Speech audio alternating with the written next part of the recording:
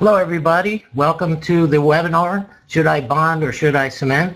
An update on new ceramic materials, their clinical management and cementation. Wherever you are in the world, we wish you a welcome, good afternoon, good evening, or good day. And I'd like to introduce myself. Your presenter tonight is Dr. Mark Patel. I'm an Associate Clinical Professor of Operative Dentistry at the Columbia University College of Dental Medicine and Course Director for Predoctoral Aesthetic Studies. I also maintain a private clinical practice in Poughkeepsie, New York. If you'd like to jot down one of my two email addresses, if you have questions following this presentation, I'd be happy to address them via email, and always like to hear from people that have attended a webinar or one of our courses. I do like to make some acknowledgments. First of all, I'd like to thank and acknowledge GC America for providing an educational grant in support of this particular program. And a special thank you goes out to some of the nice GC folks, Michelle Petrie, Linda Belisario, Monique Cano, Brendan Steidel, and Ron Baggett, who have always been very helpful to me in learning more about the cements and ceramic products, and could be very helpful to you as well. I want to also make disclosures that I have absolutely no financial interest in any product, technology, or company that is mentioned in this educational presentation. So with that cleared up, let's get on with the program. And the first thing we're going to talk about is material choices for ceramic restoration, for indirect aesthetic restorations. And in that category, we have actually three major categories of choices which we can use.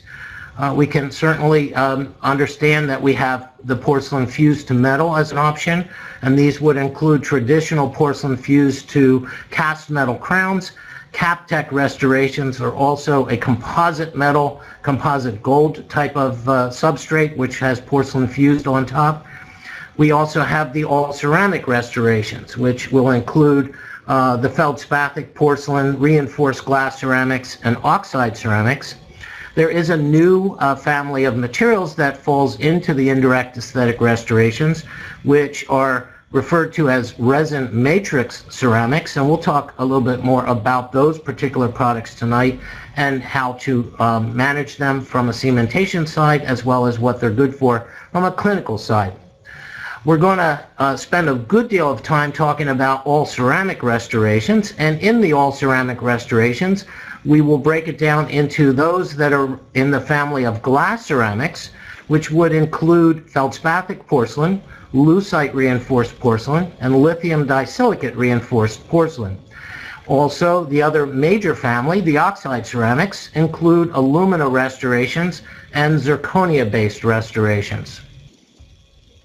Now, because of the limitations of time and a lot of material to cover, we're going to focus on the glass ceramic family to the lithium disilicate reinforced porcelains, and to the oxide ceramic family, we're going to focus on zirconia. Each of those is a very good representative of the particulars of each of those particular categories of ceramics, and understanding those will give us a lot of information that can be applied to the others should they need to be used in your particular practice. One of the things that we need to understand about ceramics is that they exist in two major solid states. The first of those is glasses, and glasses are basically where the material solidifies from a molten state. The molecules and the atoms form a solid state without allowing it to form any crystalline structure. They is an amorphous structure. The molecules are rigidly bound together, but they're disordered. This is in contrast to the other solid state that ceramics take on, which is referred to as the refractory or crystalline state. And this is where they do solidify from the melt, but they take on an ordered structure. All of the molecules and atoms in a crystalline state remain throughout the processing in this ordered state. And this is important for us because most ceramics contain a little glass and a little bit of refractory, at least in the glass ceramic families. The oxide ceramics are strictly crystalline. Another important thing we need to understand about ceramics is that they tend to be what we refer to as brittle solids. Brittle solids will break rather than deforming plastically when they're subjected to a stress. And this is important because that is how we characterize how strong a ceramic is. In dentistry, as in many other scientific disciplines, we need something to categorize the strength. And the main protocol that we use for that is referred to as flexural strength in megapascals. And this diagram shows that if we subject a ceramic bar to a 3-point bending test, the strength at which it breaks is referred to as this flexural strength, sometimes called modulus of rupture, or the fracture strength of the material. And there is an ISO standard in dentistry, 6872, which specifies the requirements for testing ceramics as well as how strong the ceramics need to be. Now, it's important to understand that when we're talking about these ceramic strengths, that we need to compare it against something, and the comparison is typically a type 4 gold. And if we look at the flexural strength of a type 4 gold, we see that it's at about 1200 megapascals. Looking at the weakest of the porcelains and the earliest of the porcelains, we find the flexural strength quite low, 50 to 60 megapascals. So this flexural strength component is something that we'll have to pay attention to as we go through and find how to best use these materials on a clinical standpoint, and sometimes how to cement them. One of the things that we know about ceramics is that ceramics are very weak in tension. And that's because any of these small flaws, like if you see a small crack that is present in the ceramic material, when it's subjected to a tensile force, then the tensile force tends to want to open the crack and propagate the crack through the material. So therefore, the material fails at a lower strength. In compression, ceramics are much stronger. In fact, they're about 15 times stronger in compression than they are in tension. And the reason that they're stronger in compression is because any residual cracks that are present in the ceramic material, when you compress the ceramic material, the crack tends to, if you compare flexural strength versus compressive strength, you see that the tensile strength for just a typical vitreous porcelain is about 35 megapascals, where you compare to the compressive strength 517 megapascals. And this is very important to us, so we need to monitor, the crack propagation. There was another important discovery that was made in about 1983, and it's credited to John Calamia and Richard Simonson. And those two working together discovered that if you apply hydrofluoric acid gel or liquid to a type of feldspathic porcelain, the porcelain would be etched by this and would take on a very porous surface, which could be then penetrated by resin materials and form a very strong adhesive bond to the resin materials. And because of this discovery, it led to a lot of exciting options in restorative dentistry, most notably resin-bonded ceramics. So now that we've given you kind of a few parameters to understand, we can further discuss some of the materials now. So let's start out our discussion with the lithium disilicate reinforced porcelain. It is the strongest of the glass ceramic families here. And this material is a very interesting material because it has a flexural strength somewhere between approximately 350 and 400 megapascals. Most notably, I want to mention that it is found in both pellets and blocks. The pellets are typically used for pressing, or the other term for that would be injection molding techniques, and the blocks are usually used for CAD/CAM. The flexural strengths vary by product, but in general the pellets have a much higher flexural strength due to the blocks, the CAD blocks. This particular material is etchable for resin bonding, But because the flexural strength reaches now almost 450 megapascals, in some brands you can actually conventionally cement this product, and we'll talk later in the presentation about what constitutes conventional cementation. This ceramic is indicated for inlays, onlays, veneers, anterior and posterior single crowns, small 3-unit anterior bridges, 3-unit premolar bridges to the first premolar area only, and implant restorations. Now, most people that are talking about lithium silicate tend to think that, or tend to default to Emax as the product of choice. And Emax has been around for a while and has a great following internationally.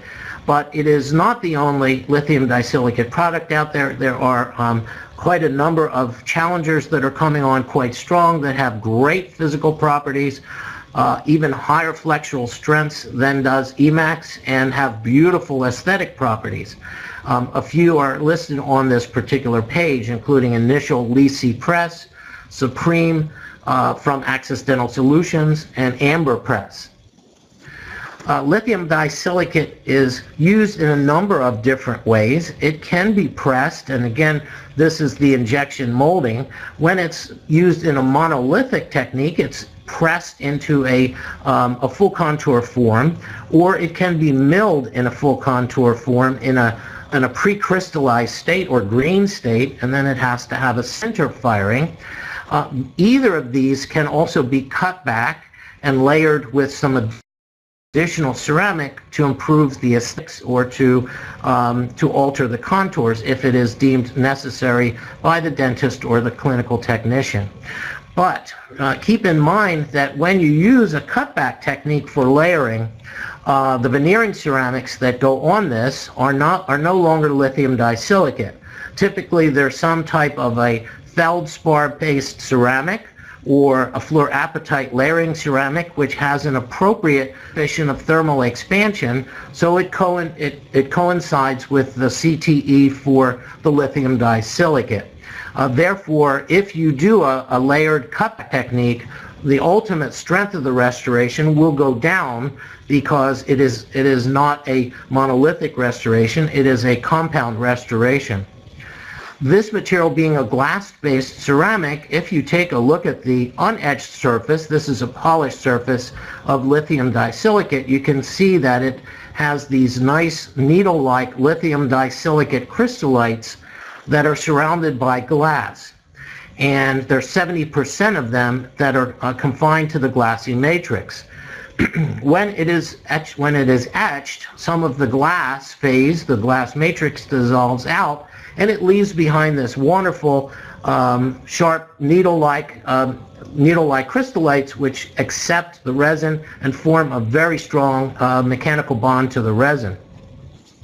Looking at a comparison of the flexural strengths for the glass-based ceramics and comparing it to what Type 4 gold would be, you can see that the initial strengths of the feldspathic porcelain have gone up in the lucite reinforced porcelain, and even higher in the lithium disilicate, where it reaches now approximately 450 compared to the 1200 that is listed for the Type 4 gold. Now, again, looking at the flexural strengths here, you can see that the range of products that are currently on the market range from a low for the Emax CAD of about 360 up to some of the higher flexural strengths in the pressables of the Initial Lisi Press and Amber Press materials. So if flexural strength is really critical, you have to also be careful of the material that you select. Now, here's a couple of clinical examples, or what can be done from a laboratory side using lithium disilicate. This ceramic produces beautiful anterior and posterior restorations without question, and this is a very good choice for many anterior and posterior uses. Here's an example from Ed McLaren of a lithium disilicate in the posterior, this one being Emax. On the first molar crown there, and again, these are quite aesthetic materials. Now, next group of materials we have to cover would be the oxide ceramics. And again, because of time constraints, we're going to focus in on zirconia, because zirconia is the principal product that is being used in the oxide ceramic family these days. Zirconia is really an interesting material. It has a very technical name, which is polycrystalline zirconium dioxide ceramic, which is partially stabilized with yttrium oxide, but we just generally refer to it as zirconia, or YTZP. It is important that you understand it has no glass. It is also important you understand it has to have milling, CAD-CAM milling, or some type of CAD-CAM interactions in order to produce restorations with zirconia. And the reason why that's necessary will become apparent in the next couple slides. The flexural strength of zirconia is off the charts. It ranges from 900 to 1200, and even some going well over 1200. It has a very interesting property called transformation toughening, which we'll cover a little bit, that makes it so strong. And this material is indicated for single unit anterior posterior crowns, anterior and now posterior bridges can be used. I've even done cases in my own case where we've cantilevered units of zirconia off, and if the connector is of satisfactory thickness and height, they work fairly well. Zirconia must be milled to be used. So it comes in these little blocks that are suitable for like CERAC milling machines or other types of milling, chairside milling devices. They even come in longer box if you wanted to do a multi-unit restoration like a small bridge. For laboratories, zirconia comes in larger milling blocks for multi-unit cases or for multiple doctors that have to be processed. And these are milled, and then after milling, it has to go through what is referred to as a sinter firing to essentially establish the final crystalline structure of the zirconia.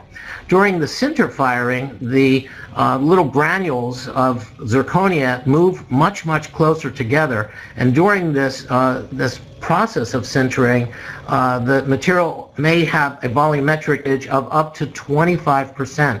Therefore, you have to produce the restorations approximately 25% larger than you need it in order to properly have it and have it fit clinically. And so therefore that usually requires a computer intervention and CAD.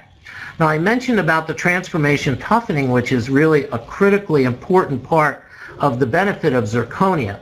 Zirconia, like other atomic and molecular materials, is found in a number of different states, physical states. Just like you would have diamond and graphite would be two possible inorganic states for carbon, there are three possible inorganic states for zirconia. The first is referred to as cubic zirconia. The second would be tetragonal zirconia, and the third would be monoclinic. Now, normally, we don't use a lot of cubic zirconia in dentistry. It is used in jewelry industry as a substitute for diamond.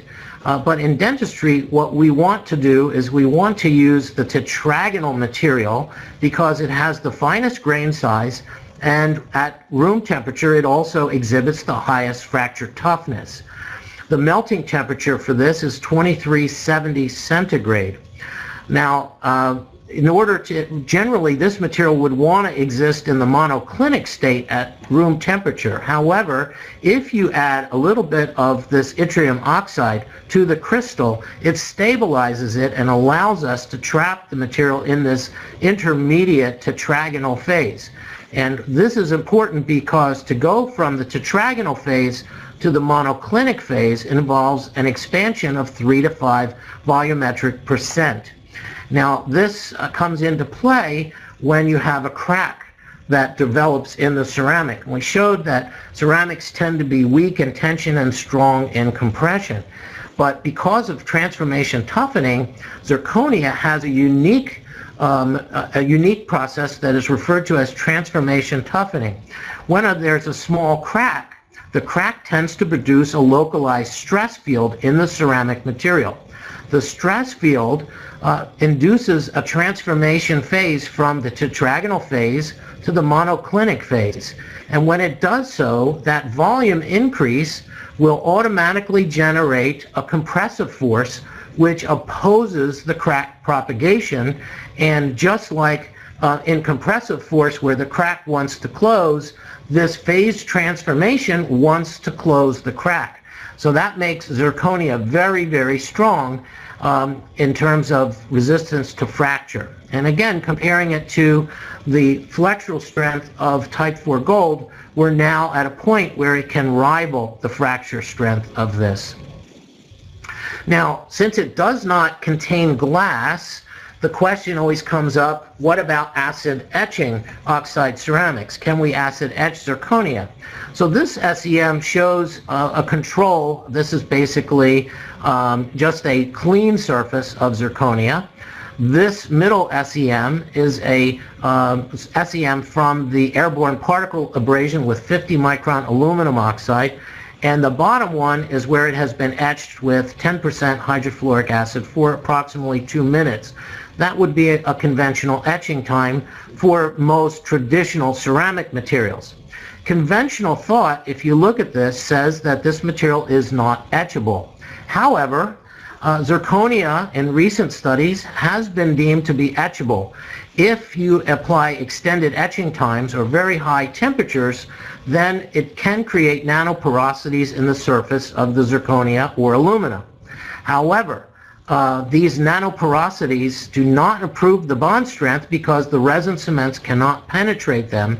And in addition to that, this aggressive form of etching causes a local phase change from tetragonal to monoclinic, and therefore damages the bonding surface or the interior surface of the restoration and eliminates that benefit of transformation toughening. So even though it does seem that zirconia may be etched, it is not recommended at this particular point in time. What we know about the aesthetics of these materials is that they're extremely opaque.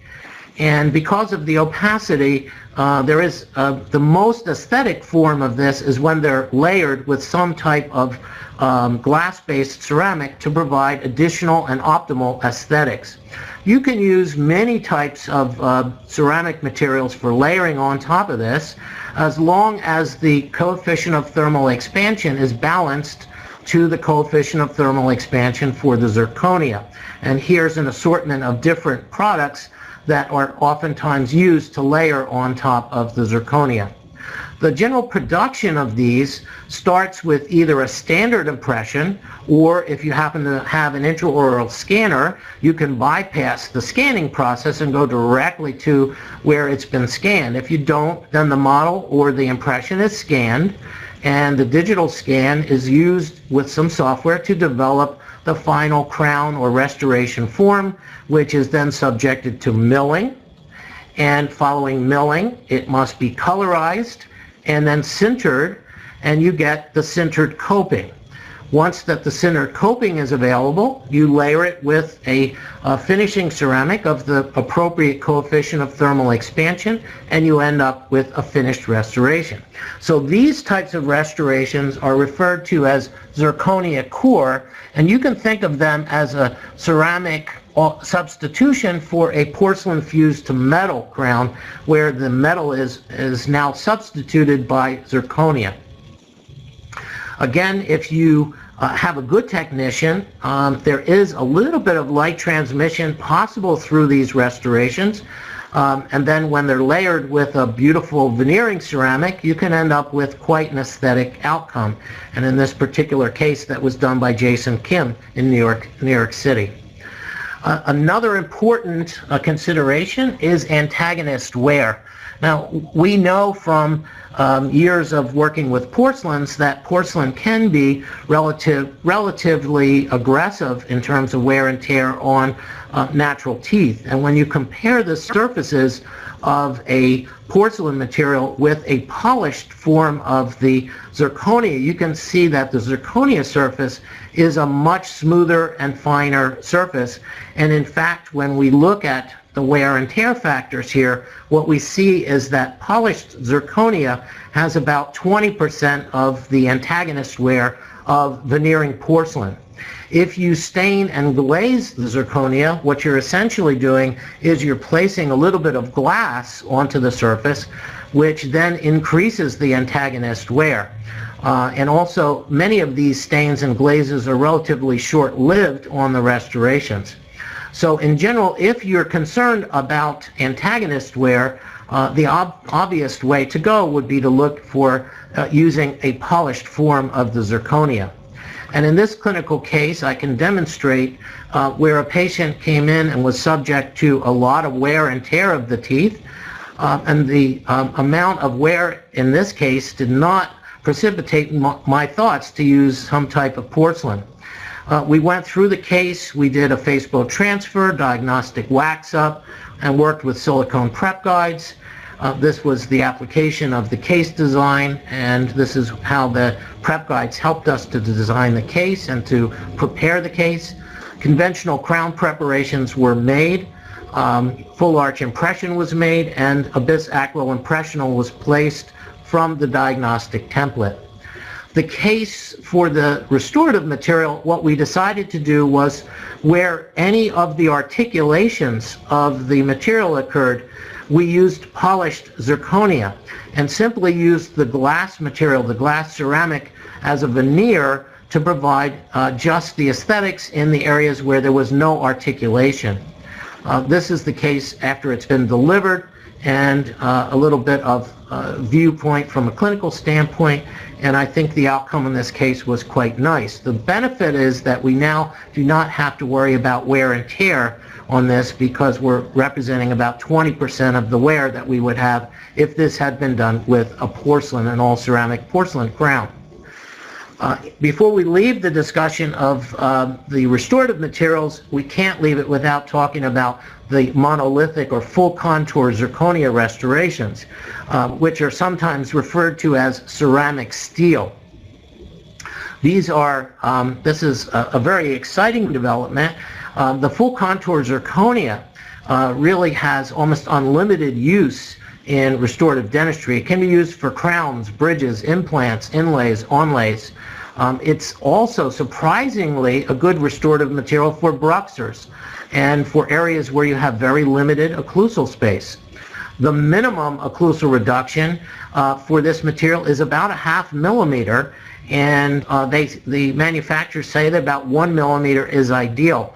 But take note of the flexural strength here, which at 1465 megapascals is now higher than Type 4 gold.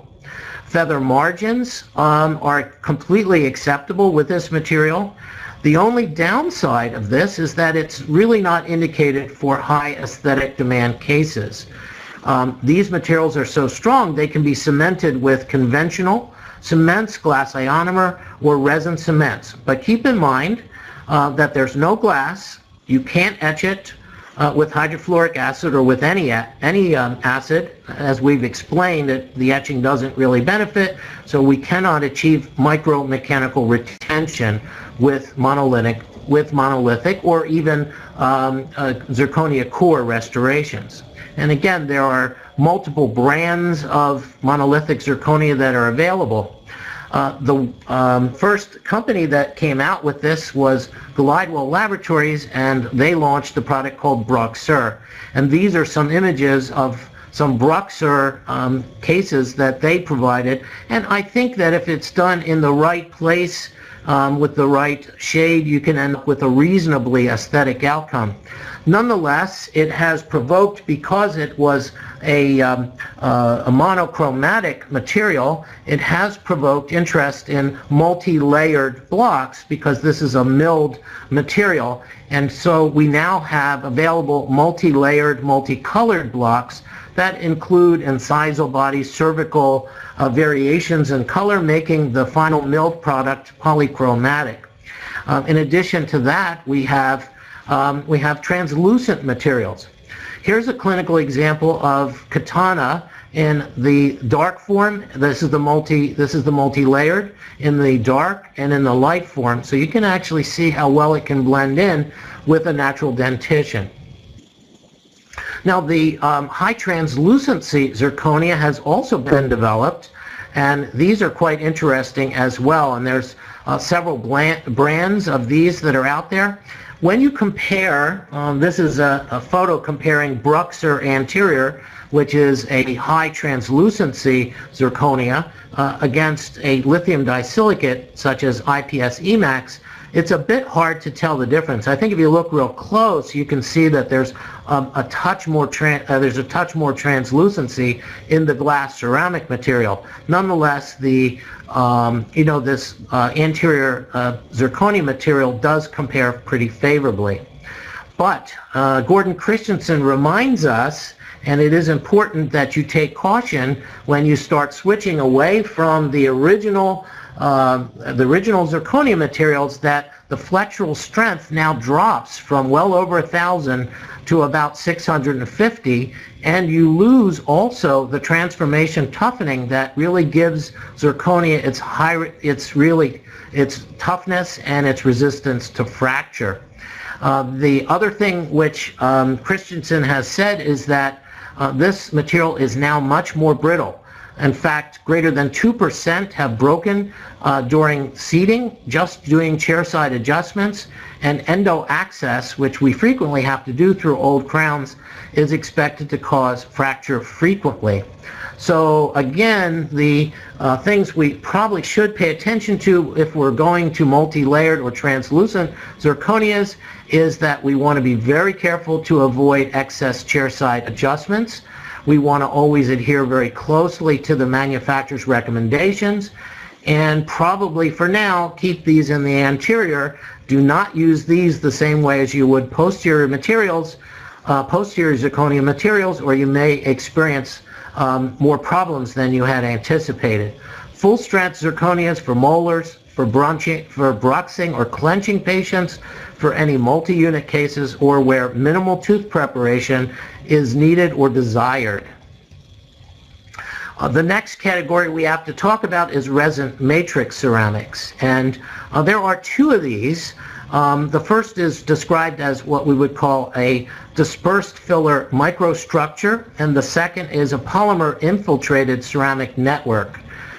These materials, there are three currently on the market. The first of these, Cera Smart Nanoceramic, which is CAD-CAM blocks from GC, Lava Ultimate CAD-CAM Restorative from 3M Espy, and Vita Enamic from Vita Zonfabrique.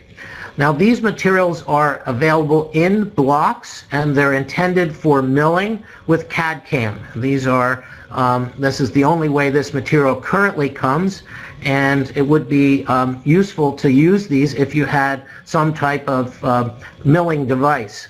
Now, looking at the two types of materials here, the dispersed filler microstructure uses just a kind of a standard resin matrix, which then has some type of glass particulate fillers, usually of the nanoparticulate variety. And you can take a look at the Cera Smart compared to Lava, which has a little bit larger filler particles here. The other one is referred to as polymer infiltrated ceramic network, and this particular has a resin matrix which is actually infused with a ceramic matrix, or vice versa. And so this makes it rather interesting and unique of these materials. The features and benefits of the hybrid ceramics is that they are actually repairable intraorally, which is something you can't do with most standard ceramics, faster and easier milling production. You don't need to sinter fire these or have any type of oven crystallization, and they're not brittle and have force absorbing capability. What about etching them? Well, studies show that air abrasion followed by silination provided the strongest and most consistent bonds with this particular material. When you use HF alone, it produces the weakest bonds, and most of the failures were adhesively between the indirect composite and the resin cement. One example of this was Vita Enamic, which actually requires hydrofluoric acid. The indications for clinical use of these materials is more diverse. You can use them for inlays and onlays. You can use them for single crowns, anterior and posterior. You can use them for veneers and implant supported crowns. They're just not indicated for bridges of any type. the flexural strength seems like it's a little bit lower than some of the ceramic materials that we've been talking about. However, because these materials are not brittle, the flexural strength is actually a little bit less relevant to clinical failure. And what's interesting, speaking of flexural strength, is that when you look at, for example, Vita Mark II, which is a fine particle feldspar ceramic, all of these hybrid ceramic materials now fall between that and Emax, with Cirrusmart actually approaching about 2/3 of the flexural strength of Emax CAD and lithium disilicate. So these materials are very interesting products, and we'll look forward in the future to doing more with these. And a few cases of these that we'll take a look at clinically, this one being the Cirrusmart material in a traditional onlay, this being a tabletop onlay, and this being a quadrant of restorations, inlays that were restored with the Cirrusmart materials here. Now, the next thing we need to talk about, we've covered the materials fairly well, let's talk about cementation. Cementation is divided into two different categories: conventional cementation and resin bonding. In the resin bonding, we're going to talk about two varieties of resin bonding, one which we're going to call full adhesive resin bonding, and the other variety, partial adhesive resin bonding. I'd like to give you a way to think about this, because this is an area where so many people struggle with how to cement these restorations. I'd like to give you another way to think about it by breaking these things down into interfaces. You have a cement, you have a restoration, you have a substrate on the other side, usually the tooth. And we have, in this case, two interfaces. Usually interface 1 is an interface between either enamel and dentin and the luting agent or the cement, while interface 2 is an interface between your cement or luting agent and the dental restoration, which could be a metal, it could be a glass ceramic, it could be an oxide ceramic, or it could be a hybrid ceramic. Sometimes, though, the tooth isn't involved and we have two dental substrates, or dental restorative substrates. So in that case, we just treat it according to the interface rather than what we're doing in terms of cementation here. Each interface, you select the correct cement and cementation technique for whatever the substrate is and whatever the cement you're using. So the first definition that we need to cover is conventional cementation. In conventional cementation, by definition, there are no other materials or special surface treatments required for either the tooth or the restoration. What provides the retention to this is macromechanical adhesion, possibly a little bit of chemical adhesion, and what we have is basically tooth on one side, restoration on the other, and you have luting agent in between. There's nothing else, and no other surface treatments are required. Conventional cementation is provided by these types of materials: zinc phosphate, polycarboxylate cement, which everybody probably learned about in dental school and maybe used in the early part of your career. Type 1 luting cements, glass ionomer luting cements, are another of the conventional cementation types. And we'll cover briefly why each of these conventional cements was developed: resin-modified glass ionomers, and finally self-adhesive resin cements. And you might be surprised to see that self-adhesive resin cements fall into the category of conventional cementation, but it's very important that you realize that self-adhesive resin cements are really not there to provide a resin adhesive bond. They're not strong enough, and they don't provide a strong enough level of bond. Again, here are some examples of conventional cements. The zinc phosphate, the polycarboxylate, the type 1 glass ionomers are self-curing cements.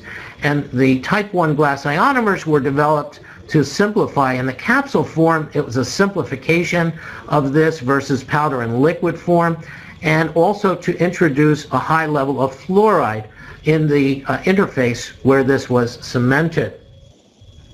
Resin-modified glass ionomer cements were developed because of the fact by introducing resin into this, we now have the resin there to help strengthen the glass ionomer cement. It's still a glass ionomer cement, but it has some advantages with the resin toughening up the cement and protecting the glass ionomer during an extended setting period. Also, most of the resin-modified glass ionomer cements, although they're classified as self-curing, have a tack cure option, so you can do marginal cleanup, and also, because of the resin, offer the possibility to chemically bond to resins that may be used in these interfaces. And finally, in the conventional cements, the self-adhesive resin cements. These are usually dual curing cements, and these materials are suitable for almost any cementation except those that require the highest of resin cement strengths, such as like veneers. So some of these particular products contain a high degree of ions that can be released, fluoride ions. That's part of the benefit of this as a resin cement. Some contain calcium ions that are supposed to be released and offer that as an advantage. Resin bonding, on the other hand, is a polymeric infiltration into the substrate. And in this particular situation, what we see here is that we start with a substrate, and the surface of the substrate has to be altered in some way. So whether we're working with enamel or we're working with dentin, some of the mineral is removed, leaving some of the collagen fibers behind, and that allows the resin then to infiltrate into this particular area. Now, if we are looking at a full adhesive cementation, broken down into the two interfaces is going to be rather interesting to look at.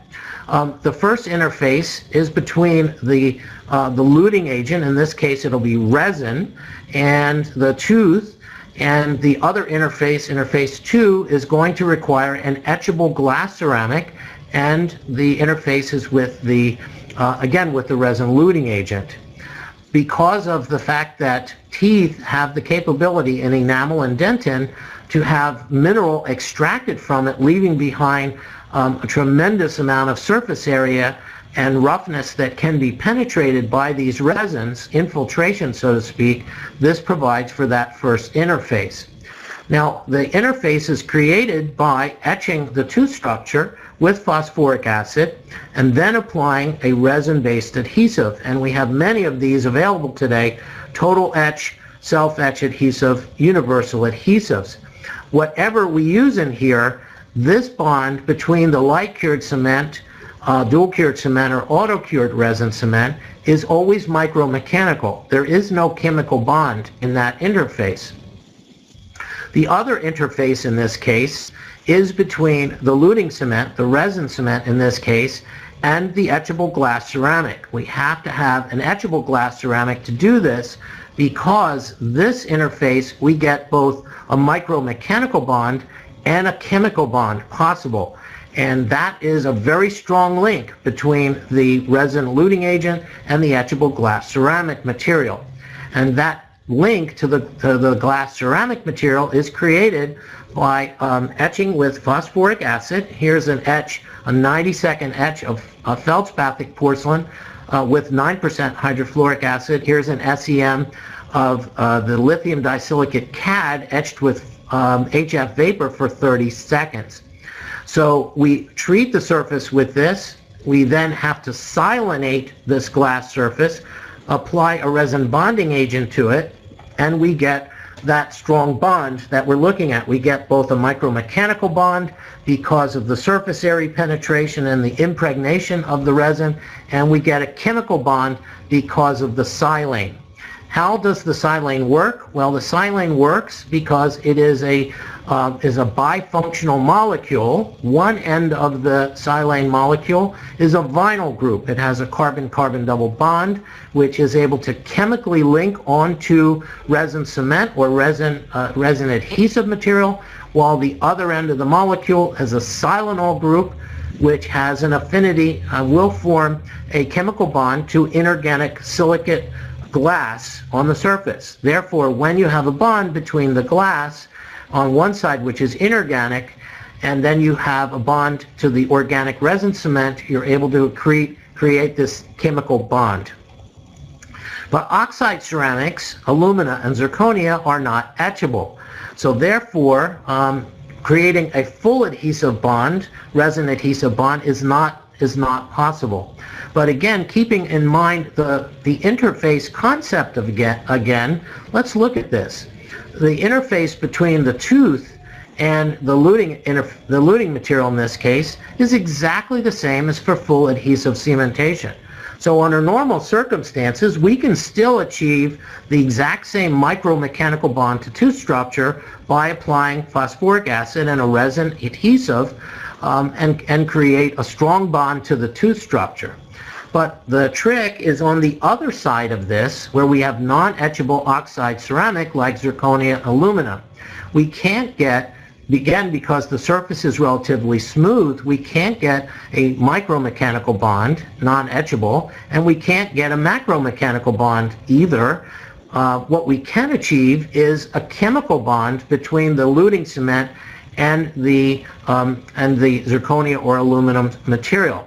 We do this by cleaning it very thoroughly with micro-etching with aluminum oxide, applying either a special material called MDP, which is a ceramic primer, or a universal ceramic primer, and then applying this resin adhesive. So by first applying this MDP primer to the non-etched ceramic surface, you then can get a chemical bond to the resin adhesive, and that material then creates the chemical bond that we're looking at, and we'll call that partial adhesive cementation.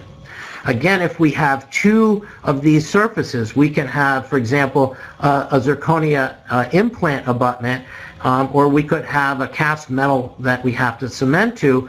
Again, you use whatever the interface calls for. If it's a non-etchable abutment, then you would do the same treatment, applying MDP primer, clean it and apply MDP primer, and to the tooth structure, the restoration, same treatment. Again, this type of partial adhesive cementation is intended to be used with oxide ceramics that cannot be etched. Also, where no micromechanical retention is possible, and where retentive preps are not possible. Chemical adhesion only. Now, it is when retentive preps are not possible, by definition, a retentive prep would be something that does not meet this criteria. Tooth with short clinical crown, where it's less than 3 millimeters, or tooth with an over-tapered preparation over 5 degrees is non-retentive. So therefore, in that case, even if conventional cementation is possible, you probably want to do this partial adhesive cementation.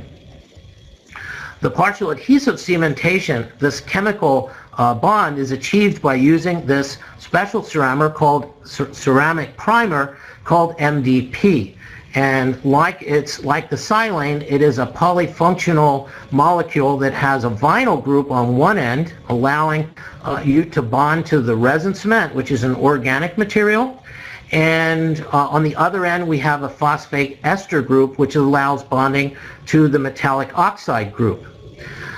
Now, there is a consideration that we have to pay attention to with these, because of the fact that saliva also contains phospholipids, and phospholipids like to bond to and contaminate, and will contaminate, the bonding surface of oxide ceramics. So you get a crown back from the lab, you try it on, and at this point you've contaminated this bonding surface with salivary phospholipids.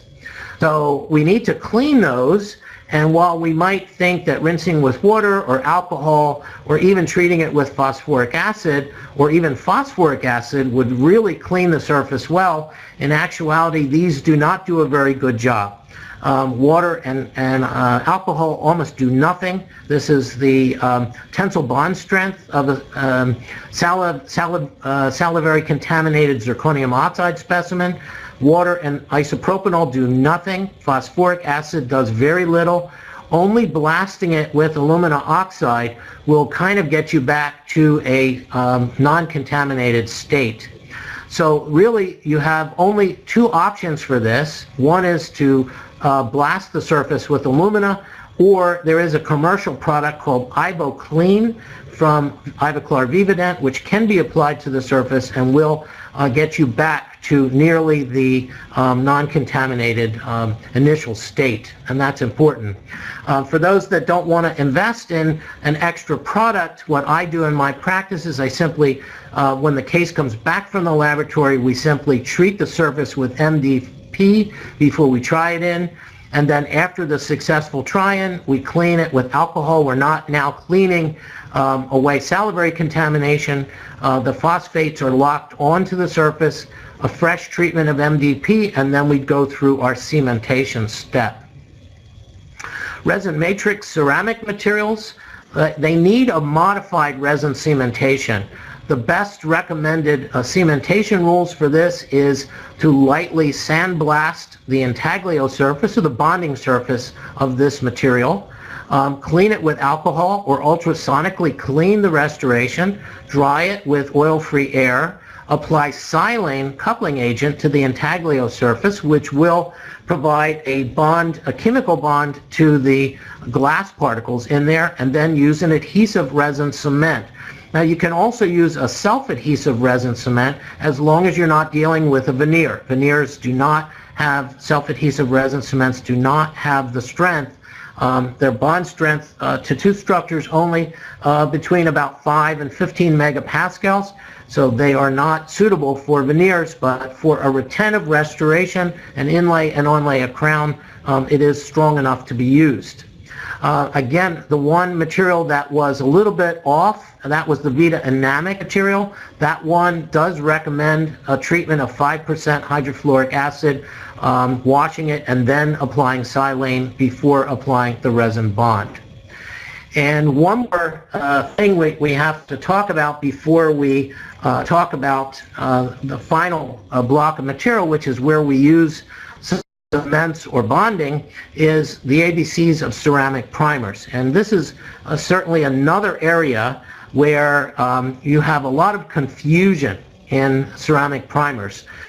We have one bottle ceramic primers, we have two bottle ceramic primers, and we have some that contain only silane, some that contain only MDP, some that are universal. So we're going to break them into basically four categories, and then you pick the one that you think you need best. There are pure silane primers, and these have to be pre-mixed. Either, you know, if they're pre-mixed, they're pre-hydrolyzed, or you have to mix them to activate them. So this one is an example of a pre-mixed, pre-hydrolyzed silane monobond S. This one is a 2-bottle where you have to mix component A and B to get hydrolyzation of the silane. The benefit probably in this case is that where it has to be mixed, you probably have a little bit longer shelf life. But if you watch the shelf life on single bottle systems, they're perfectly fine. This product here, Z Prime Plus, is a single component MDP. There aren't a lot of those on the market. Most companies have now gone to all-in-one primers which contain both silane and MDP. So the clinician can then use just a single bottle and keep it on hand. There is one product which you have to mix the two. It's still an all-in-one, but you have to mix it to hydrolyze the silane. So in any event, if you're using a universal, you can use it on any ceramic material. If you're going to prefer to use just a straight silane, then you get the correct product, and that is used on glass ceramic materials.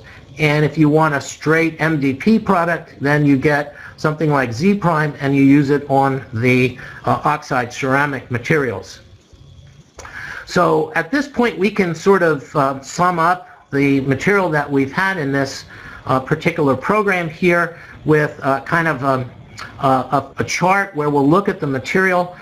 We'll start with feldspathic porcelain. Feldspathic porcelain has a flexural strength, as we've indicated. It's 65 to 75 megapascals.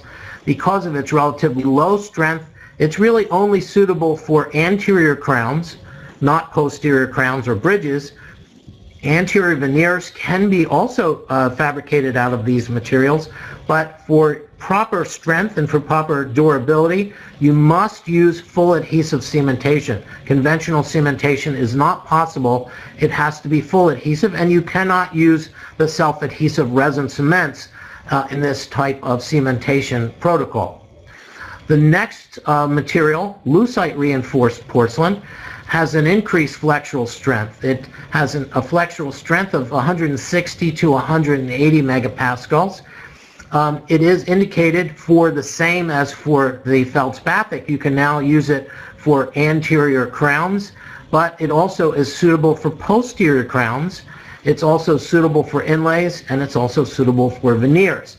But like feldspathic porcelain, it is too weak in order to use conventional cementation, so lucite reinforced porcelain requires a full adhesive cementation. It must be etched, and you have to use a full resin cementation, etching the tooth structure and so on. The next material is the third and final member of the glass ceramic family, and this material is referred to as lithium disilicate reinforced ceramic. It has some increased uses now. We can do anterior, posterior crowns. We can do veneers like we could with the other materials, inlays, onlays, but we add in anterior bridges and premolar bridges for lithium disilicate. Its flexural strength, 350 to 450 megapascals, allows us to use it for those types of clinical indications. And the manufacturer has said that at between 350 and 450 megapascals, we can even use conventional cementation. However, conventional cementation requires a retentive prep. So you have an anterior crown, you have a posterior crown, you have an inlay onlay. If it is retentive enough, you may be able to use conventional cementation. But I'm going to recommend that in most cases it's still not ideal to use conventional cementation. Even if you have a retentive prep, I'd recommend that you still use a full adhesive cementation, etching the glass ceramic, using an etched tooth structure, and again, not using a self-adhesive resin cement here. Use the full adhesive or adhesive resin cement. And by the way, a retentive prep has been redefined for lithium disilicate of less than 8 degrees of taper and a minimum of 4 millimeters of height, and it also requires an adequate thickness for conventional cementation of 1 millimeter for the anterior and 1.5 millimeters for posterior restorations. If you have a non-retentive prep, regardless of what you're doing, it still requires a full adhesive cementation. And if you're doing a veneer or you're doing an inlay or an onlay, the manufacturers still recommend full adhesive cementation and not conventional cementation for lithium disilicate. Now, we didn't do a lot of discussion about alumina here tonight. Alumina in the form of Inceram or Procera has a flexural strength of 500 to 700, which is certainly a good flexural strength. And in fact, this, because it is a glass that cannot be etched, it does allow for conventional cementation. But once again, you need a retentive prep. The appropriate choice of restorations is anterior crowns, posterior crowns, and anterior bridges. You'll notice that it's not recommended for inlays, onlays, and it is not recommended for veneers. So you want to basically use this for full crown restorations, anterior, posterior, and only anterior bridges bicuspid forward. The conventional cementation can be used, but again, only when you have a retentive prep, but you can use partial adhesive cementation regardless of whether it's retentive or not retentive. However, if you have an alumina restoration which is not retentive, you need to think about partial adhesive. Use the MDP, clean the surface with the alumina, and treat it as we have discussed in those other types of cementations. And finally, zirconium dioxide is the last of the actual full ceramic materials materials, and this has quite a diverse amount of uses. Any single crowns, anterior posterior, you can use it for anterior and posterior bridges because it has a flexural strength ranging from 900 to 1400 and equivalent to a Type 4 metal. Also, it can be used for inlays and onlays. We didn't really talk about it, but there has been successful use of this, deploying the zirconium dioxide even for veneers, but you would have to use the partial adhesive cementation in that case, and some of those cases are doing quite well. If you're going to want to put this in, we think about whether we're dealing with a retentive prep versus a non-retentive prep. Anything that's in a non-retentive form, you should use partial adhesive resin cementation. Anything in a retentive prep, you have the option of conventional cementation with your choice of cement, or you have the option of doing it with partial adhesive resin cementation. And finally, the hybrid ceramics, what are they indicated for? Again, single crowns, inlays, onlays, veneers are okay with those. Implant supported crowns, the flexural strength remaining ranges from 140 to 230, and the cementation protocol is a resin-based cementation. It's not conventional cementation. You have to sandblast the surface, silanate the surface, and then use resin cementation. And your interface with the tooth, you can etch the tooth and bond the tooth in the normal way. Only enamic, which is in this category, should be etched with hydrofluoric acid. So the takeaways for this presentation, and hopefully you learned something. I apologize for going so fast, but there's a lot of material for this, and if there's questions that I don't address after the seminar, that's okay. You can drop me an email and I'll be happy to answer them on a one-on-one basis. But the takeaways for this should be the higher glass contents in the restorative material, the higher the aesthetic outcome.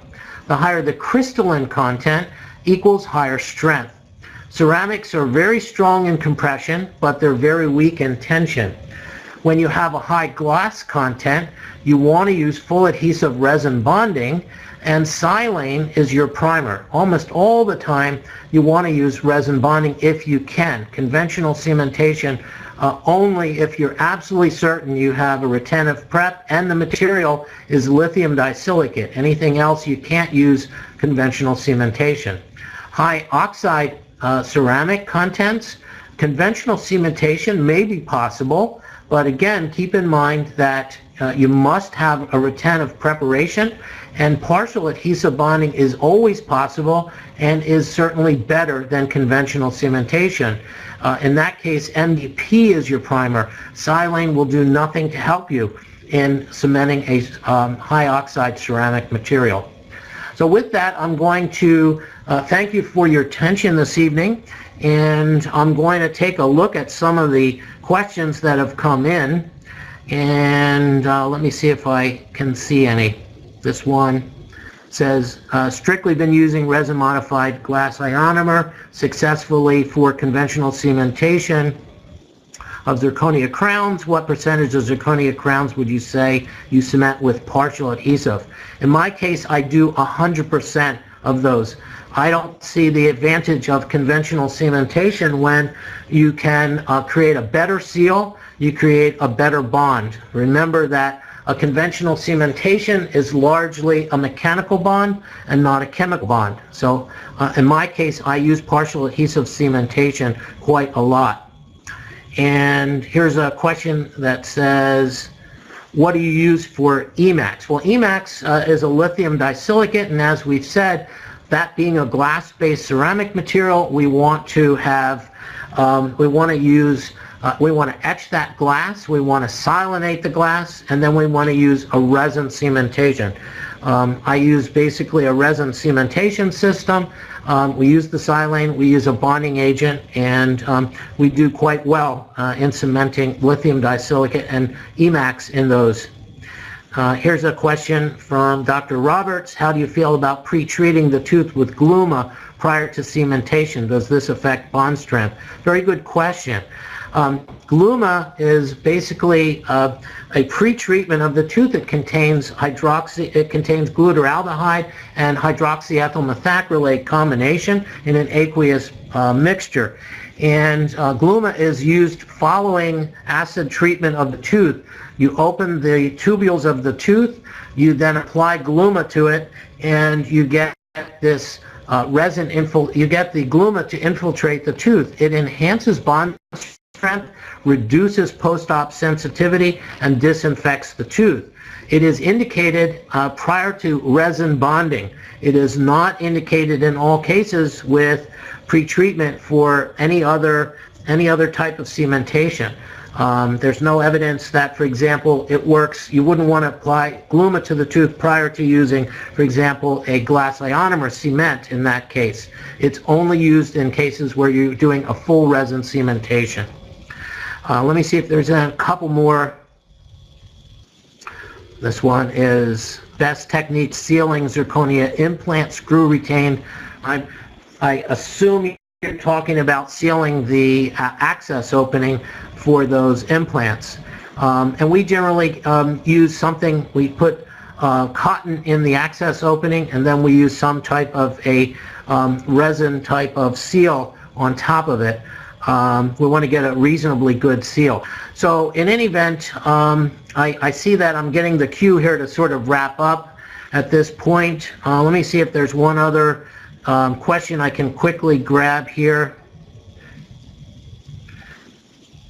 How do we etch zirconia or alumina, and which cements are better in that case? Well, we covered that in the presentation. We can't really etch zirconia or alumina, as I explained that you know, these are non-etchable materials, and etching doesn't seem to benefit in any particular way.